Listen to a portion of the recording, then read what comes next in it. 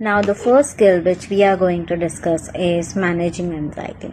Now, let's learn what actually anxiety means. Anxiety is an emotion which has a positive side and also negative side. So, this commonly occurs in the situations such as job interview, seminar presentations, and family challenges. So, a healthy and a practical approach can deal anxiety in a better way. To follow some techniques, one has to feel that it is perfectly natural process to feel anxious. Now, the next good to share your feelings of anxiety with someone who is supportive in your life. Work is the best antidote to anxiety and depression. Keeping oneself busy can divert the feelings of fear. Now, self-counseling can be done by giving encouraging advices to the people. Eating regular and healthy meals will give you the fit